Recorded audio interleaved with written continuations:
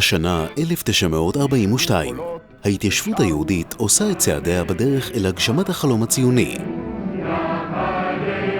כל ההתחלות קשות כך אומרים, אך גם את המכשולים אפשר להפוך להישגים. תושבי השכונות שקמו ברחבי הארץ מתאחדים ומנהלים בשיתוף את צורכיהם. וכך קמה לה הצרכנייה השיתופית הראשונה של קו-אופ ירושלים. מכולת שבה חבריה נהנים ממצרכי בסיס במחירים נמוכים מהרגיל, וגם את הבונוסים שהיו מקבלים מהיצרנים דאגו לחלק בין כולם. באותם שנים שיתוף הייתה מילת המפתח. בכל מקום החלו לקום שותפויות בתחומים ומקצועות שונים.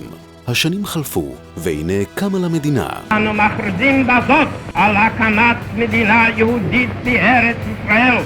מספר העובדים בקואופרטיב הלך וגדל, והפך לבסיס קליטה גדול ומצוין לגל העולים שעתיד להגיע למדינה הצעירה. הצרכנייה הקטנה והחמה שקמה בירושלים הספיקה להגיע למקומות נוספים, ובשנות ה-50 כבר העסיקה למעלה מ-50 עובדים.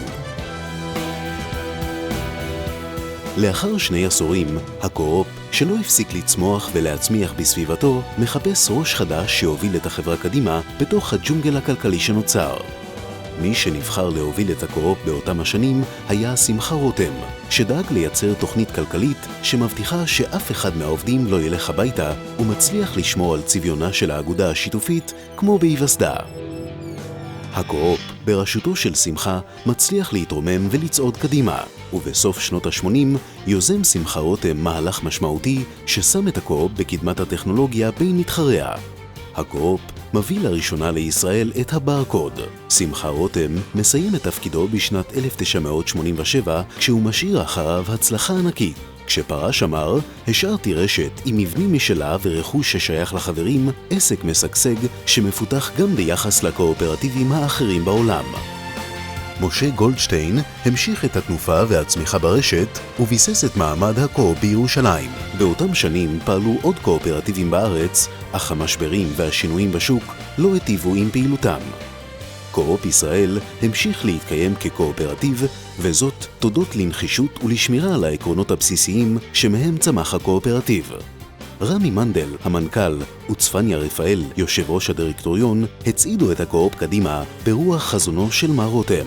יסודות הקואופרטיב תורגמו להצלחות מודרניות, חדשניות וחכמות. בשלהי שנת 2011 מונה עופר פיינשטיין כמנכ"ל הקו-אופ במטרה להבריאו ולהצעידו לדרך חדשה לאחר סערה שפקדה את הארגון.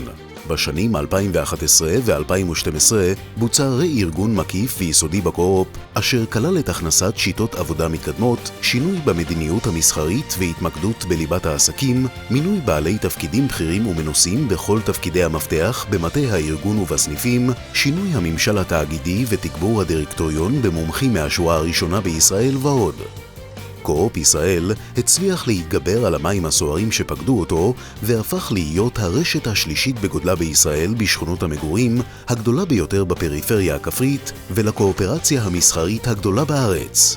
בשנים 2013 ו-2014 החלה תנופת פיתוח עסקי ואידיאולוגי. ראשית נפתח המרכז הלוגיסטי. המרכז הלוגיסטי אשר ממוקם במודיעין הינו נדבך נוסף בחיזוק הרשת וביכולתה לתת מענה לצרכיה הן במישור התפעולי והן במישור המסחרי. החל משעות הבוקר המוקדמות נקלטות במרלוג סחורות ספקים רבים. אלו ממוינות ומאוחסנות בהתאם לימי ההפצה ומועד התוקף של המוצרים על ידי צוות עובדים מיומן ומערכות מחשוב מתקדמות. שונתה מדיניות הסחר תוך הוזלה ניכרת של שורה ארוכה של מוצרים, בהם כל מוצרי היסוד. בשנת 2013 החל שיתוף פעולה עם תנועת המושבים, הראשון מסוגו בין קואופרציות ישראליות. שיתוף פעולה בין קואופרציה חקלאית לקואופרציה צרכנית, אשר מביא לתרומה במכלולים רבים. שיתוף פעולה זה כרוך בהסכם אסטרטגי שלנו עם תנועת המושבים, לפיו אנחנו מאפשרים לכל קואופרציה בישראל שיש לה סופרמרקט להצטרף למשפחת הקו-אופ וליהנות מכוח הקנייה המשמעותי שיש לרשת. לעסקה זו יש השלכות רוחב גדולות מאוד. הבולטת מכולן הינה הוזלת המחירים בפריפריות, הוזלה אשר באה לידי ביטוי בכ-15% בממוצע. הרחבת מגוון המוצרים המוצע בחנויות, אשר כעת גדל לאין ארוך. עידוד התעסוקה בפריפריות וכלה בעידוד התעשייה המקומית על ידי מתן במה ואפשרות מחירה ליצרנים מקומיים וקטנים למכור תוצרתם בכל סניפי הרשת בפריסה ארצית. נכון למחצית הראשונה של שנת 2014, פעילות המרחב הכפרי מונה למעלה מ-110 סניפים ברחבי הארץ, החל משאר יישוב בצפון ועד קדש ברנע בדרום, ממושב תומר במזרח ועד מבקיעים במערב. השותפות שלנו עם הקו-אופ היא אסטרטגית.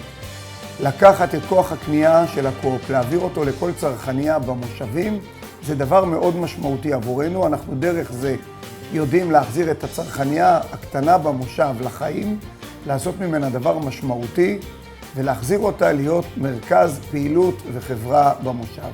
זה בהחלט מיזם שלהערכתי בתקופה הקרובה יהיה אולי הסמן הימני בחידוש הקואופרציה במדינת ישראל.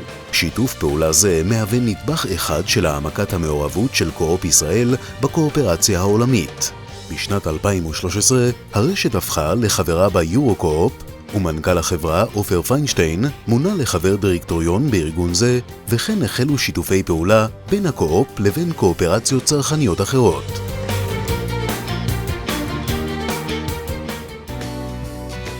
The cooperative world is huge and is owned by 1 billion of the world's citizens. And the International Year of Cooperatives last year gave us an opportunity like nothing we've ever had before. This is our moment. The mood music is right for us. This is our moment. We look forward to working with you. It's great that the Co-op Israel is saying they're now much more involved with the ICA. Please get more people out there to join. I think the three members of the ICA are represented here tonight, Co-op Israel, the Moshavim and the Kibbutz, perhaps through Yehuda Paz. They're all here tonight. There's others out there. Encourage them to join, and let's take this world on, and let's show the cooperative model of business is here to stay, and it's our moment.